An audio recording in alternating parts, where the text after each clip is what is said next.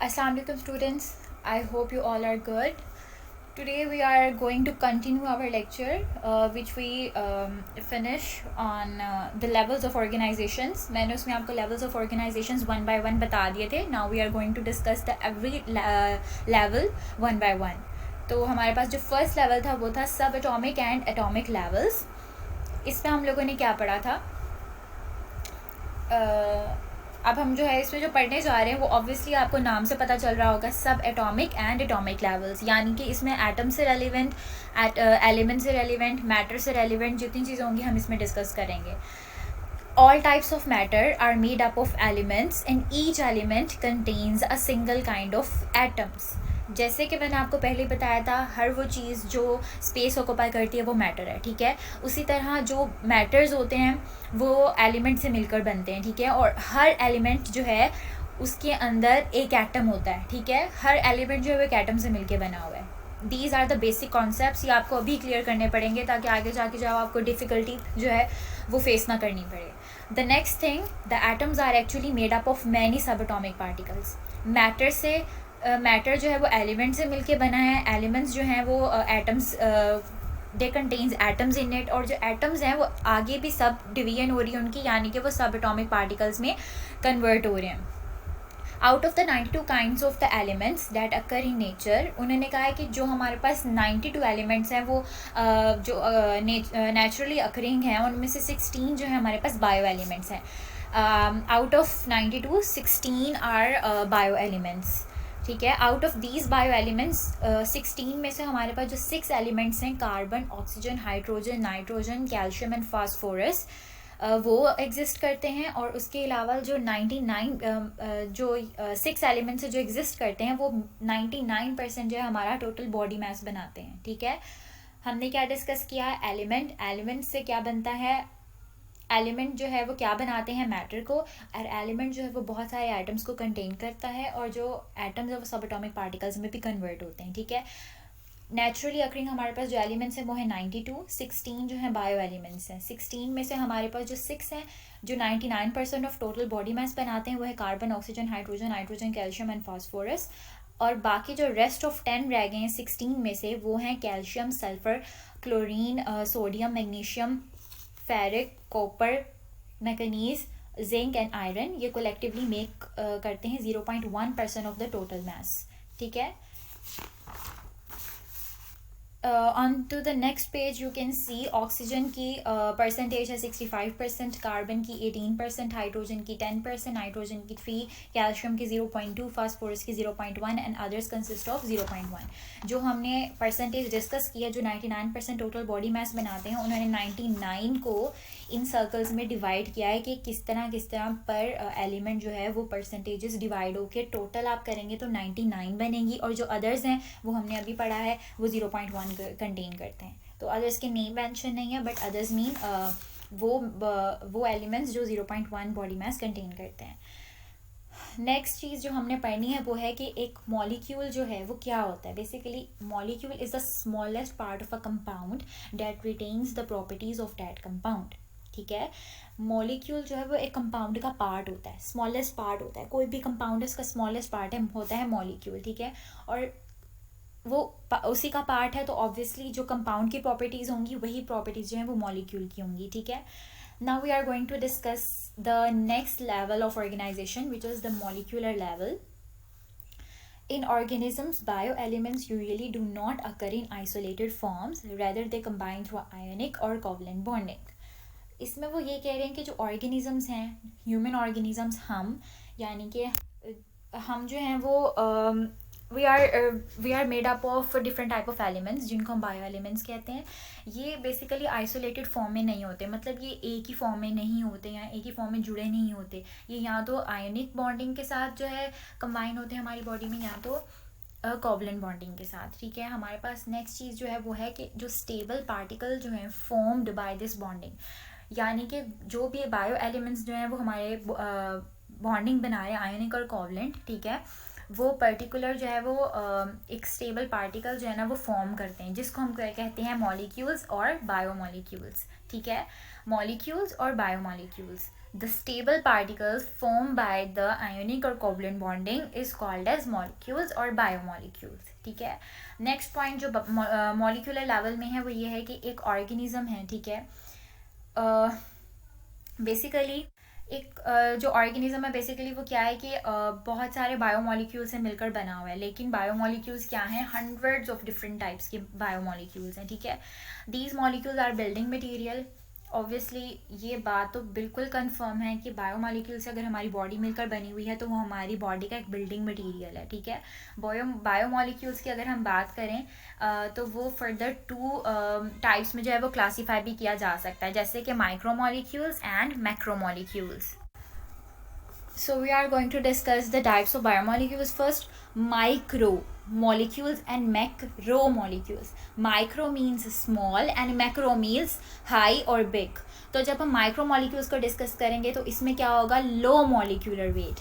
Micromolecules are with low molecular weight, जिनका molecular weight बहुत कम होगा, जैसे glucose, water and etcetera. You can take the more examples of the micromolecules. Okay, or the next thing which we are going to discuss is macromolecules. Macromolecules are with high molecular weight. Micro का लो होता है और macro का high molecular weight होता है, ठीक है. आपने इनके नाम से याद रखना है. Micro means small and macro means high और बिग. इसमें मैक्रोमोलिक्यूल्स में हमारे पास एग्जांपल आ जाती है स्टार्च की, प्रोटीन्स की एंड लिपिड्स की, because they contain the higher molecular weight, ठीक है. आपने अगर आपसे पूछा जाए मॉलिक्यूलर लेवल में मॉलिक्यूल्स और बायोमोलिक्यूल्स क्या होते हैं, you have to first write the definition and then just give a brief description about it, then move towards the types or classification of the biomolecules and write the definitions and examples too. If you skip the examples, you're never gonna get the full marks. So we are going towards the next level of organization, which is about the organelle and cell level. What is the organelle? Organelle क्या होती है? हमारी body जो है वो organ से मिलकर बनी होती है, ठीक है. तो जो हमारी बॉडी में जो है बहुत से ऐसे ऑर्गन्स की, जैसे मैंने अभी बात किया, उसमें क्या होता है कि हमारी बॉडी में जो स्मॉल पार्ट होगा ना सेल का, उसका एक स्पेसिफिक फंक्शन है या उसकी एक स्पेसिफिक जॉब है, उसको हम ऑर्गेनेली कहते हैं, ठीक है. जैसे कि any number of organised specialised structures within a living cell, उसको हम कहते हैं ऑर्गेनेली. ऑर्गेनेली क्या करती है और सेल लेवल क्या करते हैं वो अभी हम पढ़ते हैं. और biomolecules assemble in a particular way and form organelles, ठीक है. The organelles are actually subcellular structures and when they together they form units. Organelles क्या करती हैं? हमारे पास ये organelles जो है वो एक सबसेलुलर स्ट्रक्चर है, यानी सेल के अंदर जो चीज़ें हो रही हैं या एक ऑर्गन जो है वो हमें एक प्रॉपर क्या फंक्शन दे रहा है. जैसे एटम के अंदर ऑर्गेनेलिस हैं, जैसे माइटोकॉन्ड्रिया, साइटोप्लाज्म, न्यूक्लियस, ये अभी हम सारी ऑर्गेनेलिस नेक्स्ट चैप्टर में पढ़ेंगे, तो you will be clear about it, ठीक है. ऑर्गेनेलिस क्या होती है? सब सेलुलर स्ट्रक्चर्स होती हैं, ठीक है. तो जब ये when they together they form units, जब कोई चीज़ मिल जाती है तो ऑब्वियसली वो फिर एक प्रॉपर फंक्शन परफॉर्म करती है. Each type of organelle is specialised to perform a specific function which I told you, ठीक है. अब हम इसके एग्जांपल्स डिस्कस कर लेते हैं कि ऑर्गेनेली कौन सी ऑर्गेनेलीज हैं हमारे सेल के अंदर और वो कैसा फंक्शन परफॉर्म करती हैं. Basically first example is about mitochondria. Mitochondria is an organelle in our cell. Mitochondria are specialised for the cellular respiration. Mitochondria क्या करती है? सेलुलर रिस्पायरेशन करती है.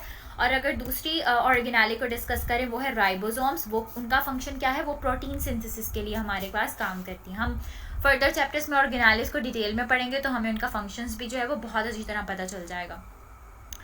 In this way, functions of cells specialized from the performance and structures. It is an example of division of labor.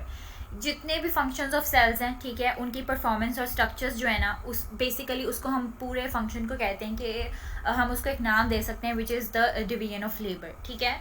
In the case of the prokaryotes, now question arising, what is the prokaryotes?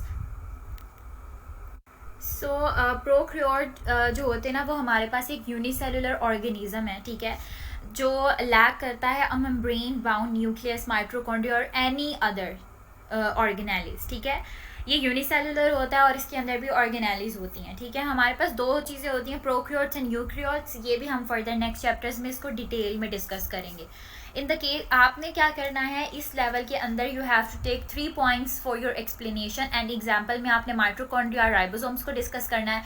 And the third thing मैं आपको बताने लगी हूँ prokaryotes के बारे में और protist के बारे में। इसमें क्या होता है कि the entire organism consist of a single cell in the most fungi all animals and all the plants. Plants the organism consist of up to trillions of cell. इसमें क्या बता रहे हैं, जितने भी एनिमल्स और प्लांट सेल हैं, organism जो है ना वो कंसिस्ट करते हैं ट्रिलियंस ऑफ सेल। हमारी बॉडी के अंदर या एनिमल्स की बॉडी के अंदर ट्रिलियंस ऑफ सेल हैं, ठीक है। और हर सेल के अंदर ऑर्गेनेलीज हैं, प्रोकैरियोट्स हैं, प्रोटिस्ट्स हैं, ठीक है। नेक्स्ट लेवल है हमारे पास टिश्यू लेवल। टिश्यू लेवल में क्या होता है, in multicellular organism similar cells performing similar functions. Multicellular organisms क्या होती हैं, वो ऑर्गेनिजम्स जो एक से ज़्यादा सेल कंटेन करते हैं, ठीक है। सिमिलर सेल्स, ऑब्वियसली जो सिमिलर सेल्स हैं उनका फंक्शन भी सिमिलर होगा, so they are organised into groups called tissues. This is an example of tissues basically. In multicellular organisms similar cells performing similar functions and they organised into groups. इनको groups की form में organise किया जाता है। Tissue क्या है, tissue as a group of similar cells specialise for the performance of a common function, जो हमने अभी डिस्कस कर लिया है। Each cell carries its own life processes like cellular respiration and protein synthesis. हर एक सेल जो है वो हमारा लाइफ प्रोसेसिंग सेल होता है। हमारी ह्यूमन बॉडी मिलकर बनी हुई है सेल के साथ, तो आप you can imagine about it कि अगर हमारी बॉडी में सेल्स नहीं होंगे तो हमारी बॉडी कैसे वर्क कर सकती है। हमारी बॉडी में सेल के अंदर ऑर्गेनेलिज नहीं होंगे तो हमारी बॉडी कैसे वर्क कर सकती है। हमारे ऑर्गेनेलिज के जो मेन फंक्शंस हैं, अगर ऑर्गेनेलिज वो परफॉर्म नहीं कर रही, हम कैसे जो है we can survive in this world, ठीक है।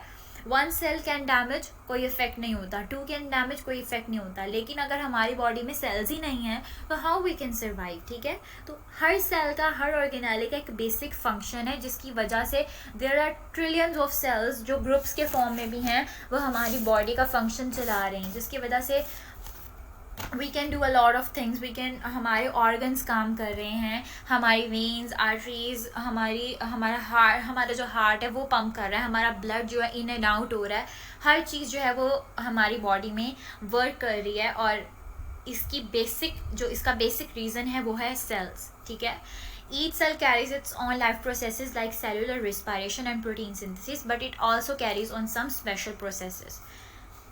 टाइप्स हमारे पास आ जाती हैं इसकी, plant tissue and animal tissue, ठीक है। टिश्यूज़ की टाइप्स हैं plant tissue and animal tissue. Plants में हम डिस्कस करेंगे epidermal and ground tissue, and animal में हम डिस्कस करेंगे nervous tissue and muscular tissue, ठीक है। ये आपने एग्जांपल्स देख लेनी है, इनको भी हम फर्दर चैप्टर्स में ब्रीफली जो है वो हम लोग इसको जो है वो डिस्कस करेंगे। नेक्स्ट है लेवल हमारे पास organ and organ system level, ठीक है। अभी हम ये लेवल्स ऑफ ऑर्गेनाइजेशन कंप्लीट कर लें, इसके बाद दोबारा से हम इसको एक रिवीजन देंगे ताकि जो है ये हमारे लेवल्स ऑफ ऑर्गेनाइजेशन जो है वो कम्प्लीटली हम अंडरस्टैंड कर लें, ठीक है। Organ and organ system level. In higher multi cellular organisms more than one type of tissue have related functions, are organized together and make a unit called organ. इसमें वो ये कह रहा है कि हायर मल्टी सेलुलर ऑर्गेनिजम्स हैं, ठीक है, वो ऑर्गेनिजम्स जो कि एक से ज़्यादा सेल कंटेन करती हैं, ठीक है। उनका जो फंक्शन है, उनके अंदर जो डिफरेंट टाइप्स ऑफ टिश्यूज़ हैं उनके फंक्शंस रिलेटेबल हैं।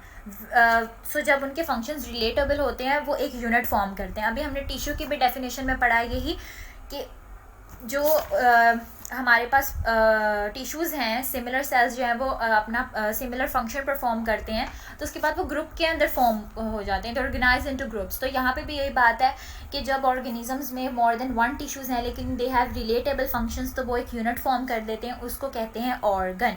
ऑर्गन की मैं आपको पहले भी बात करी थी। ऑर्गन क्या होता है, जैसे माइटोकॉन्ड्रिया जो है, मतलब these are the organelles in cells, ठीक है। और इस जैसे ये एक हमारी बॉडी का पार्ट है, यानी कि सेल की बॉडी का पार्ट है ऑर्गेनेलिस, इसी तरह हमारी बॉडी का पार्ट होते हैं ऑर्गन्स। ऑर्गन्स आर वेरी, जैसे आप बहुत नर्सरी क्लास से ये चीज़ें पढ़ते आ रहे हैं कि हमारी बॉडी में क्या ऑर्गन्स होते हैं, और आपने like you saw in the various movies बहुत सी चीज़ों को आप लाइक सर्जिकल व्यू में भी आप देखते हैं हमारी बॉडी में कौन कौन से ऑर्गन्स हैं।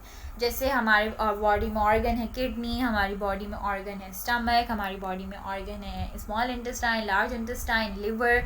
सो अब हम इनका फंक्शन डिस्कस करने लगे हैं कि ऑर्गन्स, जिस तरह सेल हमारी बॉडी के लिए ज़रूरी है, एक cell, what is this cell, it is a tiniest thing, ठीक है, एक माइक्रो ऑर्गेनिज्म है ये, ठीक है। इसी तरह जो ऑर्गन्स जो हमारी बॉडी में एक proper, they are proper in shape and size and colour, और they are we can see by the human eye, ठीक है। तो इनका फंक्शन क्या है, तो हम एक एग्जाम्पल डिस्कस करते हैं स्टमक की। Stomach is an organ which is specialised for the digestion of proteins and for storing food. Stomach का हमारी बॉडी में क्या काम है, वो डाइजेशन करता है और वो हमारे फूड को जो है वो स्टोर करता है। Two major type of tissues are present in its structure, epithelial and muscular tissue, ठीक है। टू टिश्यूज जो हैं वो इसके अंदर फॉर्म करते हैं, वो कौन कौन से, एपिथेलियल ग्लैंडुलर टिश्यूज और मस्कुलर। अब इन टिश्यूज़ का क्या काम है, हमने बेसिकली ऑर्गन को तो पढ़ लिया, ऑर्गन का काम भी पढ़ लिया। अब ऑर्गन के अंदर जो टिश्यूज़ हैं हम उनको डिस्कस करने लगे कि उनका क्या काम है, ठीक है। एपिथेलियल का काम होता है वो गैस्ट्रिक जूस को स्क्रीट करता है for the digestion of proteins, और मस्कुलर टिश्यूज़ का क्या काम है, वो कॉन्ट्रैक्शन ऑफ स्टमक वॉल्स करता है for the grinding of food and moving food to the posterior ends, ठीक है। मस्कुलर टिश्यू का काम है रिलेटेड टू फूड, ठीक है। So two tissues perform their specific functions which collectively become the function of stomach. अभी हमने बात की मल्टी सेलुलर ऑर्गेनिजम्स है, more than one type of tissue काम कर रहे हैं, तो वो रिलेटिवली एक ही फंक्शन जो है वो कलेक्टिवली एक फंक्शन बनाते हैं ऑर्गन का। स्टमक है, ऑर्गन है, डाइजेशन ऑफ प्रोटीन में काम आता है। उसके अंदर टू टिश्यूज़ हैं, एपिथेलियल और मस्कुलर। जब वो दोनों अपना फंक्शन परफॉर्म करते हैं तो एक फंक्शन, एक पूरे ऑर्गन का फंक्शन बन जाता है, जो कि है function of stomach.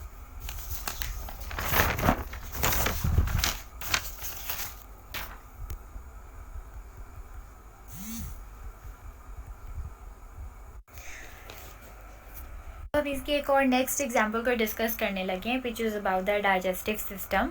Digestive system is an organ system that carries out the process of digestion, ठीक है। जैसे हमने स्टमक को डिस्कस किया, उसमें भी डाइजेशन है, डाइजेशन का काम करता है वो हमारी बॉडी में। इसी तरह अगर हम डाइजेस्टिव सिस्टम को डिस्कस करें, वो ऑब्वियसली आपको नाम से पता चला, वो डाइजेशन में हेल्प करते हैं हमारी। Major organs in its framework are oral cavity, stomach, small intestine, large intestine, liver and pancreas. Digestive system के अंदर जो जो ऑर्गन्स कवर होते हैं, ठीक है, वो कौन कौन से हैं। ओरल कैविटी आ जाती है इसमें, stomach, small intestine, large intestine, liver और पैंक्रियाज, ये सारे जो है वो डाइजेशन में हेल्प करते हैं, ठीक है। All these organs help in the process of digestion. The organ system level is less complex in plants. Organ system level जो है वो प्लांट्स के अंदर बहुत लेस कॉम्प्लेक्स है, ठीक है, क्योंकि उसके अंदर ऐसा नहीं होता कि टू टिश्यूज़, एक ऑर्गन है वो ऑलरेडी एक फंक्शन परफॉर्म कर रहा है, उसके अंदर टू टिश्यूज़ और आ गए हैं, उनके भी फंक्शन परफॉर्म हो रहा है और वो एक ग्रुप या एक वो कलेक्टिवली जो है वो एक यूनिट बना रहे हैं, ऐसा नहीं होता उसमें, ठीक है। जैसे कि एनिमल्स के अंदर होता है।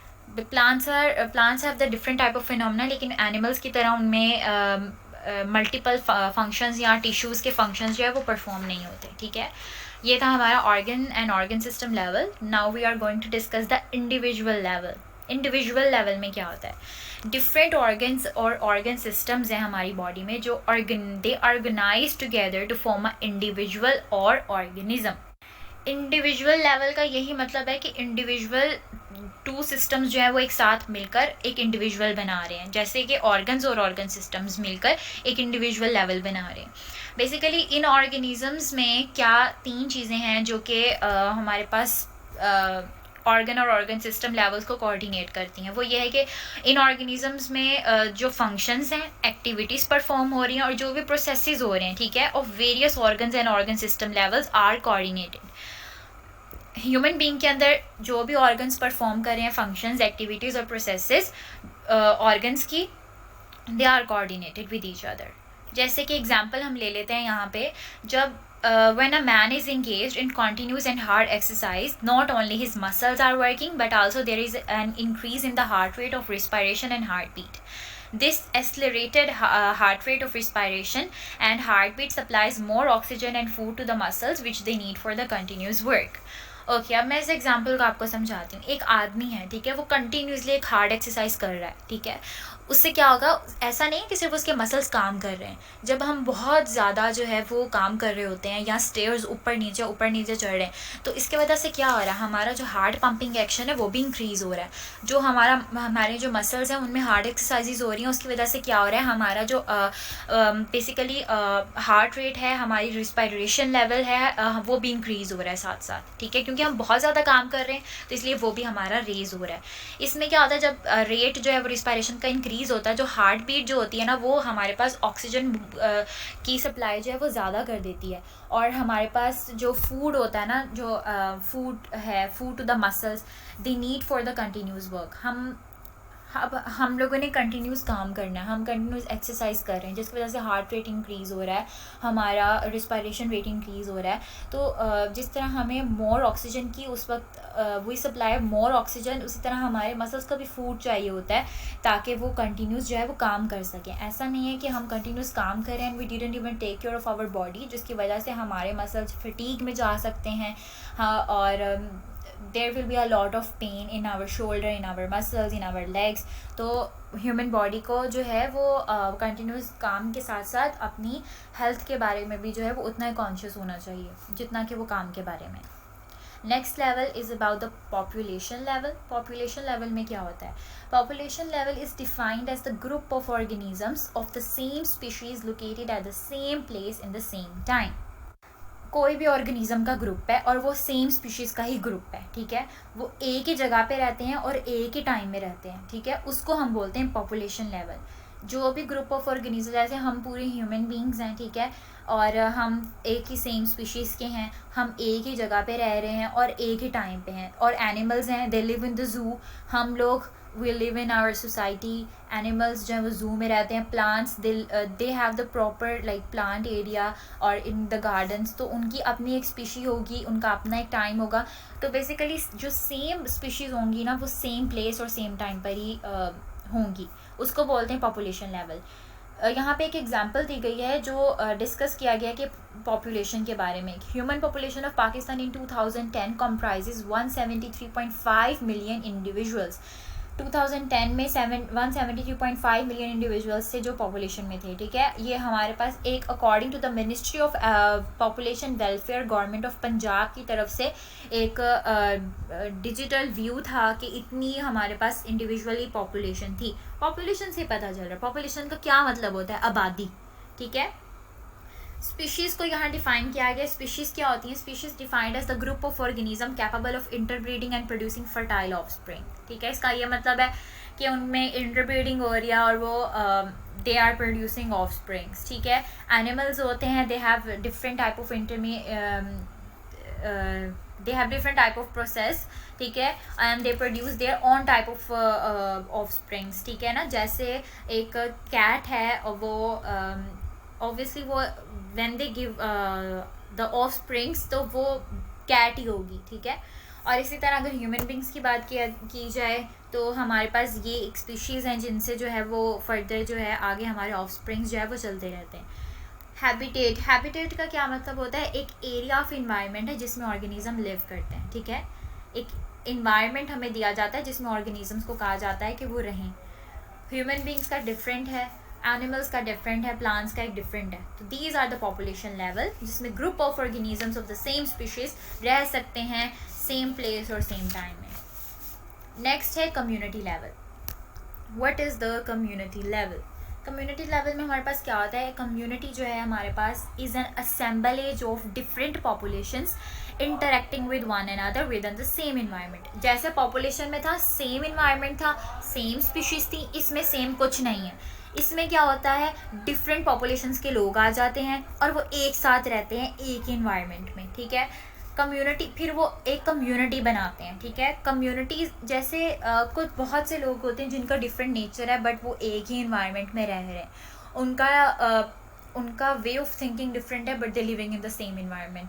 तो जब उनसे मिलके एक इन्वायरमेंट बनता है तो ऑब्वियसली यहाँ वो एक कम्युनिटी बनाते हैं, तो सब अपने अपने पॉइंट ऑफ व्यूज़ देते हैं, ठीक है, उसको बोलते हैं community. Communities are collection of organisms in which population में इंक्रीज एंड अदर्स में डिक्रीज। यहाँ तो पॉपुलेशन इंक्रीज कर सकती है, यहाँ डिक्रीज कर सकती है, इट डिपेंड्स, ठीक है। जैसे एग्जांपल आप ले लें, एक फॉरेस्ट कम्युनिटी, एक pond community, etc. You can go for so many examples for the communities. Other communities may be simple. कुछ कम्युनिटीज़ की अभी बात की है, कुछ इंक्रीज़ करती हैं, कुछ डिक्रीज़। तो इसी तरह अगर कुछ कम्युनिटी स्पेशल हैं, इसी तरह कुछ सिंपल भी हैं, जैसे अ फॉलन लोग with various populations under in it. यानी कि बहुत सी ऐसी, इसका ये मतलब है कि फॉलन लोग का क्या मतलब हो सकता है, यानी कि कोई भी जैसे कि it describes a job that does not take much effort, जिसमें आपको कोई भी एफर्ट की ज़रूरत नहीं पड़ रही। यानी कि if you ever try to walk on a fallen tree log, you can understand what the expression means, like it is easier to fall off the log than to stay on it.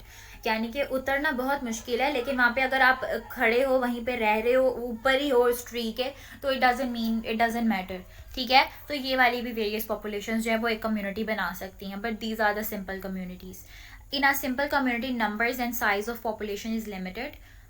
Obviously बहुत से ऐसे लोग हैं जो एक simple community बनाते हैं, उनके अंदर जो है वो लोगों की जो पॉपुलेशन है, उनका नंबर या उनका साइज़ बहुत ही लिमिटेड है, ठीक है, because they are very less. Forest community की बात करें तो आप इसका ये मतलब है कि बहुत सारे एनिमल्स डिफरेंट स्पीशीज़ के उस फॉरेस्ट में रहते हैं और वे कम्युनिटी बना रहे हैं, so there is a lot of animals who did it. So any change in the biotic और abiotic factors may have drastic and long lasting effects. अब जो है क्या मतलब होता है बायोटिक और एबायोटिक का, इसका ये मतलब होता है कि टू एसेंशियल फैक्टर्स हैं ये जो रिस्पॉन्सिबल होते हैं for the shaping the ecosystem. Biotic factors refer to the living components of the ecosystem, और जहाँ एबायोटिक फैक्टर्स की बात करें they refer to the non living chemical and physical components of the ecosystem. So it's all about the ecosystem. या तो उनके drastic effects हो सकते हैं, या तो लॉन्ग लास्टिंग इफेक्ट्स हो सकते हैं हमारी लाइफ में, ठीक है। नेक्स्ट हमारा जो लास्ट लेवल ऑफ ऑर्गेनाइजेशन है वो है biosphere level. What is the meaning of the biosphere level? यानी कि the part of the earth which is inhibited by organisms communities is known as biosphere. Organisms मिलकर community बनाते हैं, community मिलकर हमारे पास एक सोसाइटी बनाती है, सोसाइटी मिलकर एक सिटी बना रही है, सिटी एक कंट्री बना रही है, कंट्री एक मिलकर हमारे पास एक वर्ल्ड बना रही है। तो जो द पार्ट ऑफ द अर्थ है, ठीक है, वो इनहिबिटेड है बाय द ऑर्गेनिजम्स कम्युनिटीज़, उसको हम बोलते हैं बायोस्फीयर। जिसमें पूरे आप एक अर्थ के अंदर एक ऑर्गेनिज्म की कम्युनिटी आ जाती है, उसको बोलते हैं बायोस्फीयर लेवल। इसमें पूरे अर्थ की बात हो रही है और उस अर्थ के अंदर बनी हुई कम्युनिटीज़ की बात हो रही है, ठीक है। इट कॉन्स्टिट्यूट्स ऑल इकोसिस्टम, ठीक है। इकोसिस्टम में अभी हमने ऊपर बायोटिक और एबायोटिक में भी बात की है। इकोसिस्टम क्या होता है? बेसिकली हमारे पास वो area where living organisms interact with the non living components of the environment. वो लिविंग चीज़ें हमारी सोसाइटी की, हमारी अर्थ की, उनमें इंटरेक्शन होता है नॉन लिविंग कंपोनेंट्स के साथ, उसको हम बोलते हैं इकोसिस्टम, जिसमें बायोटिक और एबायोटिक फैक्टर्स भी आ जाते हैं। तो बायोस्फीयर लेवल में अर्थ में जहाँ लिविंग ऑर्गेनिजम्स एग्जिस्ट करती हैं, वहाँ पे नॉन लिविंग ऑर्गेनिजम्स भी एग्जिस्ट करती हैं, ठीक है। और इस जोन को हम कहते हैं zone of life on earth. ये ज़िंदगी में रहने का एक तरीका है जिसको हम बोलते हैं zone of life on earth. तो ये हमारे पास बायोस्फीयर लेवल वो लेवल होता है जो कि अर्थ से रेलिवेंट है, जो जिसके अंदर ऑर्गेनिजम्स अपने कम्युनिटीज़ बना के रहते हैं और एक डिफरेंट इकोसिस्टम बना होता है यहाँ पे, जहाँ पे लिविंग ऑर्गेनिजम्स का इंटरेक्शन होता है नॉन लिविंग कंपोनेंट्स के साथ, ठीक है। ये था हमारे पास लेवल्स ऑफ ऑर्गेनाइजेशन जिनको आज हमने डिस्कस किया है, जो कि हैं 9 इन नंबर। अब we are going to revise all the levels of organizations because they are very important। आपको किसी एक पर भी इसमें से नोट लिखने के लिए आ सकता है, इसमें से MCQs भी बन सकते हैं, परसेंटेजेस के, माइक्रो और मैक्रो मॉलिक्यूल्स हो गए, और जो भी लेवल हैं, आपने लेवल को कैसे लिखना है। First of all you write the definition, then go towards explanation, and then third thing you have to write the example. Example is must, example के बगैर आपको मार्क्स नहीं मिलेंगे and you guys will lose the marks। ठीक है। अब हम इसको रिवाइज करते हैं, क्या स्टार्ट से पढ़ते हैं। सब एटॉमिक एंड एटॉमिक लेवल्स, इसमें हमने क्या पढ़ा था कि मैटर जो है वो एलिमेंट से मिलकर बनता है और एलिमेंट्स जो हैं वो कंटेन करते हैं बहुत सारे एटम्स को। इसी तरह इसमें सब एटॉमिक पार्टिकल्स हैं एटम्स के अंदर, 92 काइंड्स हैं इनकी, 16 जो है बायो एलिमेंट्स हैं, और इसी तरह जो है 6 में हमने carbon, hydrogen, oxygen, nitrogen, calcium and phosphorus को पढ़ा था जो 99% मास बनाते हैं बॉडी का, और जो रेस्ट ऑफ 10 हैं वो 0.1% ऑफ बॉडी मास बनाते हैं। नेक्स्ट की बात की जाए तो इसमें परसेंटेजेस हैं, यानी कि जो 99% है वो उन्होंने उन्हीं एलिमेंट्स 6 एलिमेंट्स के अंदर उनको डिवाइड कर दिया है। उसके बाद हमने मॉलिक्यूल का पढ़ा था। मॉलिक्यूल क्या है, बेसिकली ये पार्ट ऑफ कंपाउंड होता है, तो जो एक्शन या जो फंक्शन कंपाउंड का होगा बेसिकली वही फंक्शन जो है हमारे पास मॉलिक्यूल का होगा। नेक्स्ट हमने पढ़ा था मॉलिक्यूलर लेवल। मॉलिक्यूलर लेवल में क्या था कि बायो एलिमेंट्स जो हैं वो आइसोलेटेड फॉर्म में यूजुअली अकर नहीं करते, लेकिन वो अगर अकर भी करें या फंक्शन परफॉर्म भी करते हैं तो वो आयनिक और कोवलेंट बॉन्डिंग के अंदर रहकर परफॉर्म करते हैं। इस चीज़ को हम लोग कहते हैं, इस बॉन्डिंग को हम कहते हैं मॉलिक्यूल्स और बायोमॉलिक्यूल्स। इनकी जो है फर्दर आगे हमने 2 टाइप्स पढ़ी थी, माइक्रो और macro. Micro means small and macro means high. Micro का लो वेट होता है जैसे कि ग्लूकोज और वाटर का है, और मैक्रो में हाई वेट होता है जैसे स्टार्च, प्रोटीन्स और लिपिड्स आ जाते हैं हमारे पास, ठीक है। फिर हमने थर्ड जो पढ़ा था वो था ऑर्गेनेली एंड सेल लेवल। इसमें क्या होता है कि बायोमॉलिक्यूल्स जो हैं वो they assemble in a particular form and they form organelles. Organelles जो हैं वो एक्चुअली सब सेलुलर स्ट्रक्चर्स को फॉर्म करते हैं और ये एक यूनिट बनाते हैं हमारे पास। Each type of organelle is specialized to perform a specific functions. The next thing अगर हम organelle और cell level में डिस्कस करते हैं वो हमारे पास हो जाती है एग्जाम्पल माइट्रोकॉन्ड्रिया की। माइट्रोकॉन्ड्रिया की राइबोसोम्स की you can take thousands of organelles, लेकिन यहाँ पे अगर 2 डिस्कस हुई हैं यू कैन डिस्कस 2 ओनली, बाकी rest of we will discuss in the next chapter. Mitochondria में बेसिकली क्या होता है, सेलुलर रेस्पिरेशन करता है, राइबोसोम्स क्या करता है, प्रोटीन सिंथेसिस करता है, ठीक है। इसमें आप मैंने जैसे पहले भी बताया, इसमें डेफिनेशन और एग्जांपल भी आप लिख देंगे तो यू विल गेट मार्क्स, ठीक है। अगर हम प्रोकैरियोट्स की बात करें और प्रोटिस्ट की बात करें इसमें, तो जो हमारे पास एंटायर ऑर्गेनिज्म है वो कंसिस्ट करता है सिंगल सेल पे। In the case of most fungi and the animals and all the plants organisms consist up of the trillions of cells, ठीक है। और नेक्स्ट अब हम बात करते हैं टिश्यू लेवल की। टिश्यू लेवल में मैंने बताया मल्टी सेलुलर ऑर्गेनिजम्स हैं हमारे पास, उनको बहुत सारे फंक्शंस को परफॉर्म कर रहे हैं और they form they and then they organised into group is called tissues.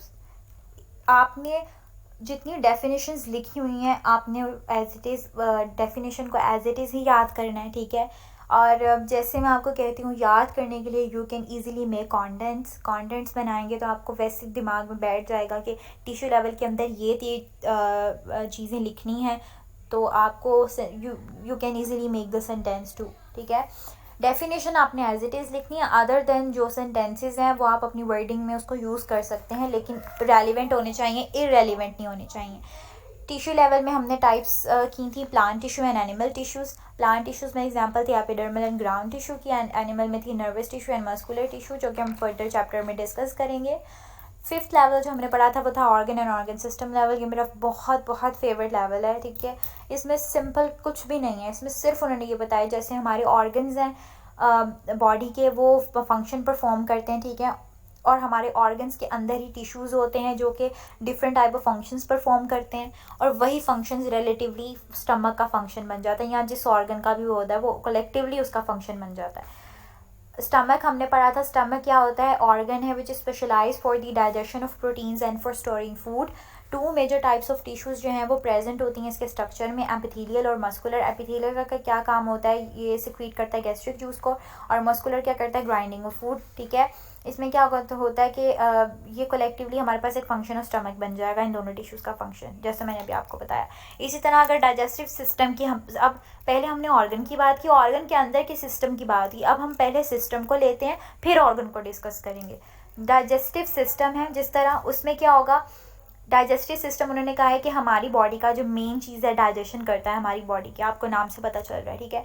तो कौन कौन से हमारी बॉडी के ऐसे ऑर्गन्स हैं जो डाइजेशन में हमारे पास हेल्प कर रहे हैं। ऑरल कैविटी है, मुंह आप फूड लेते हैं, ठीक है, फूड को इंगल्फ कर रहे हैं, आपकी ऑरल कैविटी यूज़ हो रही है क्योंकि you are chewing the food, फिर वो क्या करता है आपके स्टमक में जाता है, फिर स्मॉल इंटेस्टाइन लार्ज इंटेस्टाइन से होता है, ठीक है।